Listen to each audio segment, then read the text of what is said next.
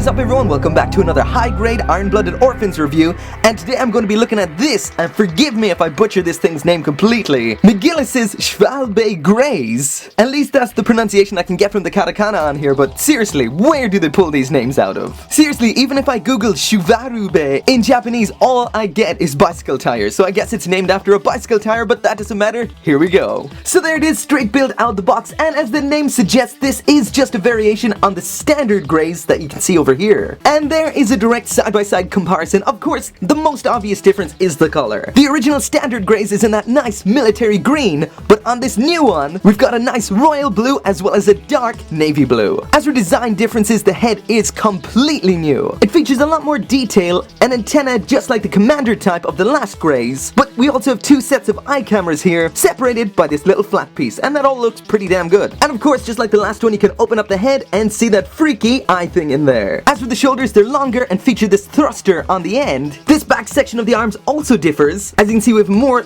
rounded section on the back there, and this features two slots, not one, and that one up there is for using with this lance that you get with the weapon kit. From the side there, you can see that the cockpits also differ slightly in shape. The thrusters here on the back differ greatly from what we've seen over here. They have a point of articulation here as well as here, and because these mobile suits have the same inner frame, you can attach these thrusters onto the back of the standard version. The armor sections on the front as well as the back also vary quite a bit, and as you can see, these have a lot more aerodynamic look to them, and according to the instructions, that is because this is a flight use mobile suit. Moving down to the legs, and everything from the knee down is exactly the same, and it only really differs up on the knee and the thigh. Up here now we have this larger front section as well as another thruster down here, as well as these long flat sections extending from the sides of the legs. As for stickers, kind of like what we've seen before, this section and this section came with the original Graze, but now for this we've got the eye sections for using up here, as well as these parts that I didn't use. These are for sticking on up here, but I really didn't want to cover up the nice detail, and the same goes for this section here. It has this nice separate section of light gray plastic, which is a bit of a shame to cover up with this big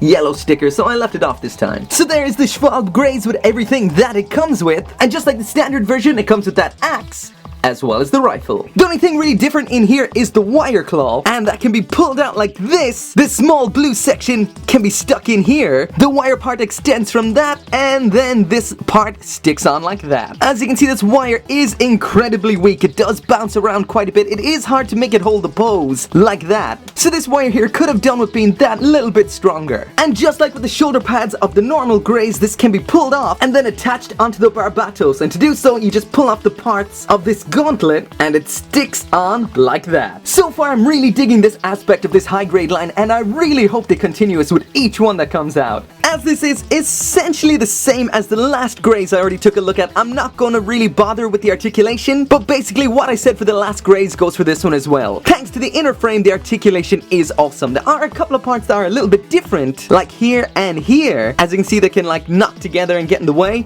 but otherwise it's pretty much the same. Well, I take that back a little bit. These little flaps here do get in the way of the waist rotation, as you can see right there. So the new design does affect it a little bit, just not that much.